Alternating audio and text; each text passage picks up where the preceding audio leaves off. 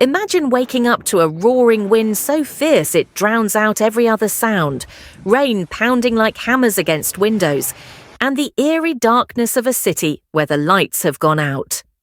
This was the reality for millions in Cuba as Hurricane Rafael made its dramatic landfall, a storm that reshaped landscapes, shattered infrastructure, and left a nation grappling with challenges that seemed insurmountable.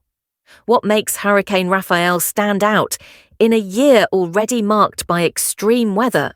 Why was its impact so devastating despite Cuba's renowned preparedness for such events? Stay tuned as we break down the science and the destruction by one of the most catastrophic hurricanes in recent history. Hurricane Rafael swept across Cuba in November 2024, etching its name into the annals of one of the most destructive natural disasters in the country's modern history. This meteorological juggernaut arrived at a time when Cuba was still struggling to recover from the devastation caused by Hurricane Oscar, which had struck just weeks earlier. The combined toll of these two consecutive storms left the nation grappling with extraordinary challenges in rebuilding and recovery. The genesis of Hurricane Rafael was as dynamic as its trajectory.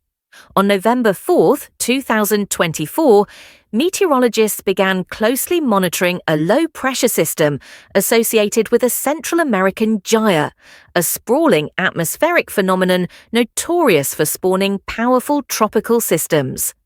In this case, the conditions were almost too perfect for rapid intensification.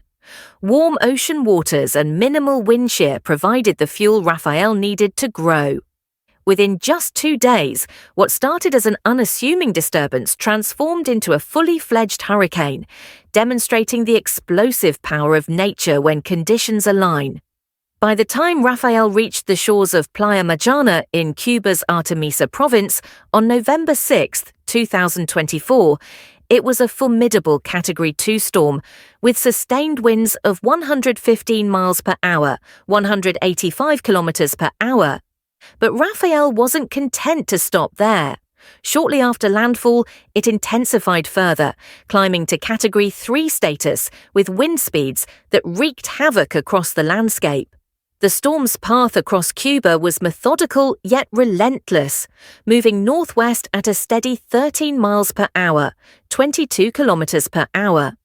Along its route, Rafael unleashed torrential rains, howling winds, and extensive flooding, sparking a nationwide crisis. The warnings issued by meteorologists ahead of the storm were stark and foreboding. Predictions of life-threatening storm surges and flash floods were grim reminders of the storm's destructive potential. These weren't merely abstract concerns. They became tangible realities as Rafael carved a path of destruction through Cuba's western provinces. Each stage of Rafael's evolution underscored its extraordinary intensity. This was not a storm that gradually built strength, it was a rapidly intensifying powerhouse. Scientists pointed to the unusually warm waters of the Caribbean Sea as a key factor in this explosive development. With temperatures significantly above average for November, the ocean acted as a high-octane fuel source, enabling Rafael to strengthen at an alarming rate. When Hurricane Rafael hit, it felt like a direct confrontation between nature's fury and Cuba's resilience. Over 3.5 million people were caught in its path, bearing witness to the destructive force of a storm that knew no bounds. The provinces of Artemisa, La Habana, Mayabeque, Matanzas, Pinar del Rio, and Isla de la Juventud bore the brunt of the storm's rage. One of the most immediate and crippling effects was a total shutdown of Cuba's national power grid. Imagine Havana, normally vibrant and alive, plunged into near-total darkness, with 83% of its residents left without electricity as of November 8th. The ripple effects were profound. Water supply systems dependent on electric pumps ground to a halt, leaving many without access to clean drinking water. Infrastructure across the affected regions was left in tatters. In Havana alone, a staggering 495 light and telecommunications poles were toppled, plunging vast swathes of the city into darkness and cutting off vital communication networks. Adding to the devastation, 461 structures were reported to have sustained partial or complete destruction, leaving countless families without shelter and many businesses in ruins. In Artemisa, the storm's sheer power was on full display as it brought down 10 towering electricity pylons, crippling the local power supply. Roads became impassable as debris and fallen trees choked thoroughfares, cutting off communities and delaying critical relief efforts. This destruction was more than an economic setback. It was a humanitarian crisis that threatened food security and livelihoods across the nation. Cuba's civil defense system, renowned for its efficiency, sprang into action well before Rafael's arrival. Thousands of residents in high-risk areas were evacuated to safety. Schools were closed, and public transportation was suspended in anticipation of the storm. The streets emptied, but the tension in the air was palpable. Despite these efforts, the storm's sheer intensity tested even the best-laid plans.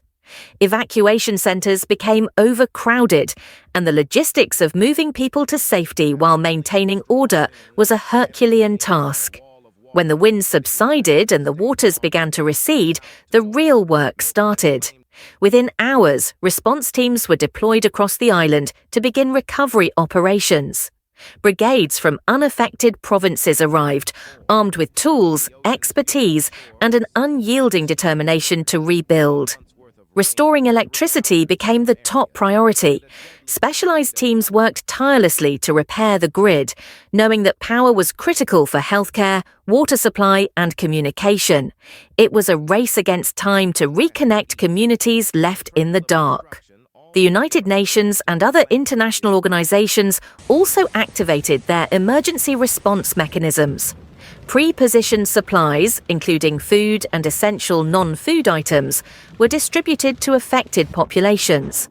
Local authorities mobilized to clear debris and restore access to isolated areas. It was an all-hands-on-deck scenario, with ordinary citizens joining the efforts to bring some semblance of normalcy back to their lives.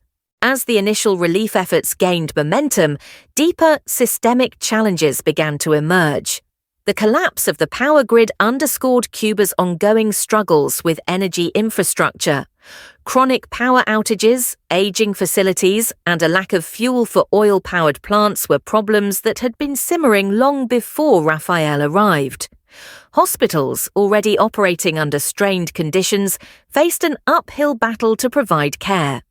Damage to facilities and limited access to essential resources raised concerns about public health risks, especially in areas where clean water and sanitation were compromised. The economic toll of Rafael loomed large. The agricultural losses alone represented a significant blow to a country that relies heavily on its farming sector. Rebuilding homes, schools, and public infrastructure would demand resources that were already in short supply.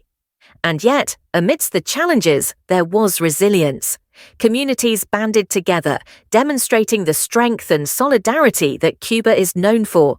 Let's hope these lessons pave the way for a future where the impact of such storms is less devastating and the response is even more immediate and effective. Did this in-depth look at Hurricane Rafael spark new insights for you? Don't forget to hit like, leave a comment, and share this with someone who might find it interesting. Let's keep the conversation going.